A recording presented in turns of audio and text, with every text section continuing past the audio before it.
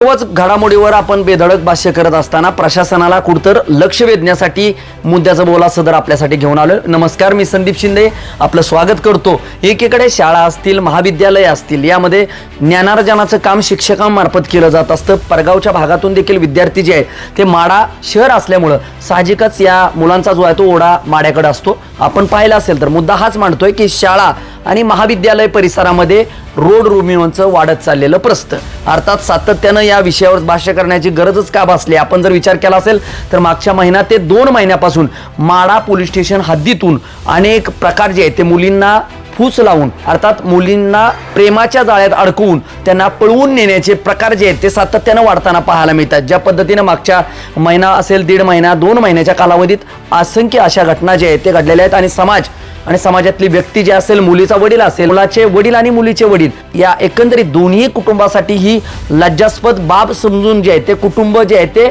गर्तेमध्ये अडकत असताना पाहायला मिळतात। विविध समाजाचे टोमणे असतील, अनेक घटना घडामोडी याच्या निमित्तानं समोर येताना पाहायला मिळतात। मात्र माडा बसस्थानक असेल, महाविद्यालयाचा परिसर असेल, महाविद्यालयाचे रस्ते जाणारे असतील, शाळा असतील, शाळा सुरू होण्यापूर्वी आणि शाळा सुटण्यानंतर जे आहे ते रोड रोमिओंचं प्रस्त जे आहे शाळा आणि महाविद्यालय परिसरामध्ये वाढत असल्याचे प्रकार आपल्याला पाहायला मिळतात। ज्या पद्धतीने एकीकडे आपण जर पाहिलं असेल तर शाळा सुटल्यानंतर कर्णकर्कश आवाज, गाड्यांचे आवाज करत बुलेट असतील किंवा इतर वाहनं असतील, 4 चाकी वाहनं असतील, जे सातत्यानं शाळा आणि महाविद्यालयाच्या परिसरामध्ये जे आहे ते आपल्याला सातत्यानं आढळून येत आहेत। नेमका हा विषय आपल्या समोर मांडण्याचा विषय आहे की या शालेय आणि महाविद्यालयीन शिक्षणाचे धडे घेत असलेल्या विद्यार्थी मनावर, अर्थात ज्या पद्धतीनं अट्रॅक्शन ही जी प्रक्रिया समोर येताना पाहायला मिळते, कुठतर मुलं आणि मुली, मोबाईलचं वाढत चाललेलं सोशल मीडियावरचं फॅड, या सर्वच घडामोडींचा एकंदरीत याचा परिणाम जो आहे तो मुली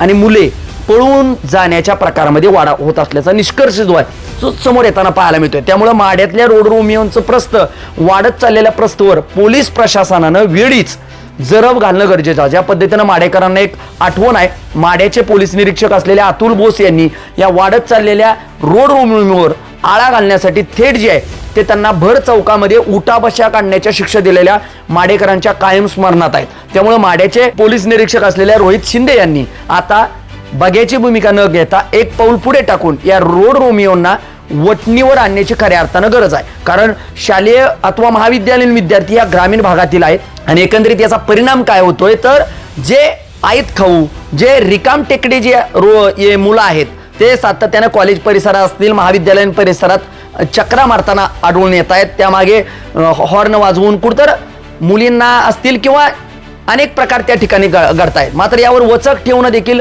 प्रशासनाचं काम असतं आणि याकडं आपण लक्ष आजच्या मुद्द्यामध्ये वेधून घेतोय। त्यामुळे पोलीस प्रशासनानं आता बघ्याची न भूमिका घेता या रोड रोमिओंना वटणीवर आणण्याची खऱ्या अर्थानं गरज आहे। कारण ह्याचा एकंदरीत परिणाम जो आहे अट्रॅक्शन, सोशल मीडियाचं फॅड, सर्वच गोष्टीचं फॅड एकत्रित येऊन हा पळून जाण्याच्या प्रकारामध्ये वाढ होत असताना पाहायला मिळतात। ज्या पद्धतीने एकीकडे शालेय मुली असतील महाविद्यालयीनला शिक्षण घेत असतात आणि महाविद्यालयीन मुली जे आहेत ते या प्रेमाच्या जाळ्यामध्ये अडकून जे आहेत ते पूर्णपणे या प्रकारामध्ये अडकल्या जातात आणि थेट आता मागच्या तर महिन्यातल्या 2 अशा घटना आहेत की 18 वर्ष 3 महिने या झाल्यानंतर या मुली ज्या आहेत त्या संबंधित आपल्या प्रियकरासोबत जे आहेत ते पळून गेलेले आहेत। त्यामुळं आपल्याला कोणाच्याही वैयक्तिक लाईफवर यावर आपण चर्चा करत नाहीये, मात्र प्रत्यक्षात जर अशा पडल्या तर हे घटना जे आहेत ते चिंताजनक आहेत। त्यामुळे आता पोलीस प्रशासन असेल अथवा पालकांनी देखील या घटनेकडे बघायची भूमिका न घेता आपल्या मुलींवर, आपल्या विद्यार्थिनीवर देखील आता करडी नजर ठेवणं गरजेचं आहे। कारण आपला मुलगा आणि आपली मुलगी नेमकी कॉलेजमध्ये आणि शालेय शिक्षण घेऊन ऑनलाईन अभ्यासाच्या नावाखाली दुसरे तरी उद्योग करत नाही ना, याकडे देखील पालकांची नजर असणं गरजेचं आहे। मागच्या काही 3 ते 4 महिन्यापूर्वी जे आहे ते माड्यातल्या महात्मा फुले प्रतिष्ठानच्या वतीनं जे आहे ते कार्यक्रम देखील ठेवण्यात आले होते वडील समजून घेत असताना सरांचे। ज्या पद्धतीने आपण जर पाहिलं असेल तर हे सर्व गोष्टी जे आहेत ते पूर्णपणे आता बदलणं गरजेचं आहे आणि त्यासाठी प्रत्येकानं आणि आपलीच भगिनी आणि आपलाच मुलगा कुठे तर वांग मार्गाला लागत नाही ना, याकडे देखील लक्ष देणं गरजेचं आहे। तुम्हाला काय वाटतंय, या प्रकारामध्ये रोड रोमिओंचं प्रमाण जे आहे ते माड्यामध्ये वाढत चाललंय का?